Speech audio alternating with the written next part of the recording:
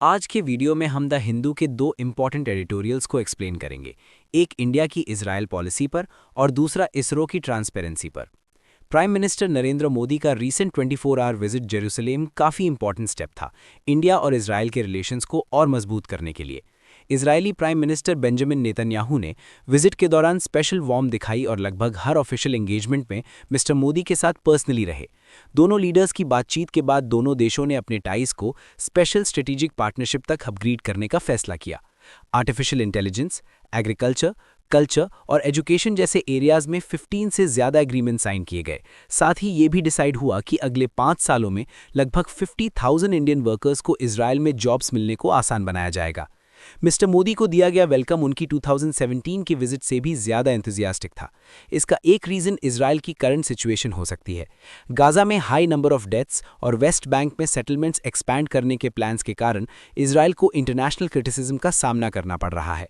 Germany, France और United kingdom जैसे कई देशों ने इजराइल के रीसेंट एक्शंस की आलोचना की है।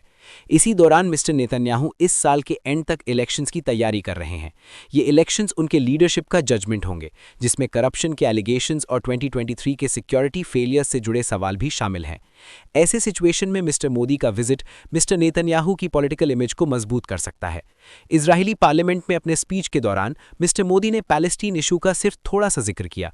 उन्होंने US led Gaza piece initiative का मेंशन करते हुए कहा कि ये एक फेयर और लास्टिंग पीस की उम्मीद देता है, जिसमें पैलेस्टीनियन इशू का सल्यूशन भी शामिल है। उन्होंने अक्टूबर 2023 के हमास अटैक के विक्टिम्स के लिए सिंपैथी एक्सप्रेस की, लेकिन इजराइल की मिलिट्री रिस्पॉन्स के कारण गाजा में हुए बहुत बड़े डेथ टोल का डायरेक्ट मेंशन नहीं किया। उम्मीद की जा रही है कि मिस्टर मोदी इंडिया की पोजीशन को और क्लियरली बताएंगे, शायद पैलेस्टीन विजिट करके, जैसे उन्होंने अपनी पिछली इजराइल विजिट के बाद किया था। यूनाइटेड स्टेट्स और ईरान के बीच बढ़ती टेंशन के दौरान इजराइल ट्रैवल करने का डिसीजन थोड़ा रिस्क भी रखता है। अगर कोई बड़ा कॉन्फ्लिक्ट होता है तो इंडिया को किसी एक साइड के साथ खड़ा माना जा सकता है। इस विजिट के दौरान साइन हुए एग्रीमेंट्स के अलावा इस ट्रिप का वाइडर इम्पैक्ट इस बात से जज होगा कि ये वेस्ट एशिया में इंडिया के रिलेशंस को कैसे अफेक्ट करता है। मिस्टर मोदी ने India Israel UAE US partnership, जिसे I2U2 कहा जाता है, और India middle east Europe economic corridor को नई एनर्जी देने की बात की। इससे लगता है कि इंडिया मानता है कि रीजनल कोऑपरेशन राइजिंग टेंशंस के बावजूद आगे बढ़ सकता है। लेकिन अगर इंडिया इजराइल के साथ बहुत फर्मली खड़ा माना गया तो इसका असर अरब कंट्रीज और दूसरे वेस्ट एशियन पावर्स के साथ उसके पुराने और केयरफुली बैलेंस्ड रिलेशंस पर पड़ सकता है। ये देश चाहते हैं कि इंडिया अपनी ट्रेडिशनल अप्रोच कंटिन्यू रखे, जिसमें बैलेंस, पीस, फेयरनेस और इजराइल पैलेस्टीन कॉन्फ्लिक्ट में कंपैशन का सपोर्ट शामिल हो। इस विजिट का असली टेस्ट यही होगा कि क्या इंडिया इजराइल के साथ टाइज डीपन कर सकता है बिना अरब वर्ल्ड के साथ अपने इंपॉर्टेंट पार्टनरशिप्स को कमजोर किए। अब जब हमने फॉरेन पॉलिसी के बैलेंस को समझ लिया, चलिए स्पेस सेक्टर की तरफ बढ़ते हैं और देखते हैं कि ट्रांसपेरेंसी का इशू इसरो के केस में पब्लिक ट्रस्ट से कैसे जुड़ा है। एक रिस्पेक्टेड इंस्टीट्यूशन, जिसे पहले इनफ ओपन ना होने के लिए क्रिटिसाइज किया जा रहा था, अब ज्यादा ट्रांसपेरेंसी के साथ रिस्पॉन्ड करने का फैसला किया है। Indian space research organisation ISRO ने रिसेंटली एक टेक्निकल कमेटी की रिपोर्ट पब्लिक की, जो इस बात की इन्वेस्टिगेशन कर रही थी कि 29 जनवरी 2025 को लॉन्च हुआ NVS-02 सैटेलाइट अपने करेक्ट ऑर्बिट में क्यों नहीं पहुंच पाया। अब तक इस फेलियर के बारे में कोई क्लियर ऑफिशियल एक्सप्लेनेशन नहीं दी गई थी। रिपोर्ट के साथ इसरो ने एक प्रेस स्टेटमेंट भी रिलीज किया, जिसमें बताया गया कि रॉकेट इंजन के ऑक्सीडाइजर लाइन में एक की वाल्व को एक्टिवेट करने वाला इंपॉर्टेंट सिग्नल अपनी डेस्टिनेशन तक नहीं पहुंच पाया। ये वाल्व इंजन को फायर करने के लिए जरूरी होता है, जो सैटेलाइट को उसके फाइनल ऑर्बिट तक ले जाता है।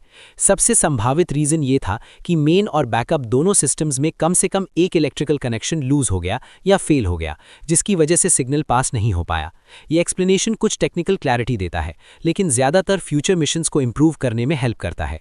स्टेटमेंट में यह भी कहा गया कि इस फेलियर से जो लेसन्स मिले उन्हें 2 नवंबर 2025 की एक लेटर मिशन में सक्सेसफुली अप्लाई किया गया, जब LVM-3M5 रॉकेट ने GSAT-7R कम्युनिकेशन सैटेलाइट को सही ऑर्बिट में प्लेस किया। लेकिन जब इसरो एक साल पुराने इवेंट के बारे में इंफॉर्मेशन रिलीज करता है तो उसे पूरी तरह से बताना चाहिए कि एग्जैक्टली क्या गलत हुआ था, ना कि ऐसा लगे कि डिटेल सिर्फ पब्लिक प्रेशर के कारण शेयर की जा रही हैं। यह भी क्लैरिफाई किया जा सकता था कि लूज कनेक्शन ह्यूमन ओवरसाइट की वजह से हुआ, या इंजीनियर्स और मशीन्स के मल्टीपल चेकिंग लेवल्स इस प्रॉब्लम को पकड़ नहीं पाए, या फिर ये एक रेयर मैन्युफैक्चरिंग डिफेक्ट था जो केयरफुल इंस्पेक्शन के बावजूद डिटेक्ट नहीं हो सका। ऐसी डिटेल्स के बारे में ओपन रहना एक्चुअली ऑर्गेनाइजेशन पर पब्लिक ट्रस्ट को और मजबूत करता है। इसरो फेलियर एनालिसिस रिपोर्ट्स के फाइंडिंग्स शेयर कर सकता है बिना किसी इंडिविजुअल को ब्लेम किए या सेंसिटिव या स्ट्रेटेजिक इन्फॉर्मेशन रिवील किए। पहले ऐसी रिपोर्ट्स को पब्लिक करना एक नॉर्मल प्रैक्टिस था, लेकिन जनवरी और मई 2025 में पोलर सैटेलाइट व्हीकल्स की कंसेक्यूटिव फेलियर्स के बाद इसरो ज़्यादा कॉशियस और कम कम्युनिकेटिव लग रहा है। हालांकि टेक्निकल कमिटीज़ इन फेलियर्स को एग्जामिन करने के लिए सेटअप की गई हैं और डीपर सिस्टमिक इश्यूज़ को इन्वेस्टिगेट करने के लिए भी काम हो रहा है।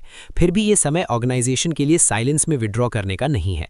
जब दुनिया भर में स्पेस एक्टिविटीज़ और बिजनेस मॉडल्स तेज़ी से बदल रहे हैं, तब ओपननेस और पब्लिक कॉन्फिडेंस को मेंटेन करना पहले से भी ज़्यादा इंपॉर्टेंट है।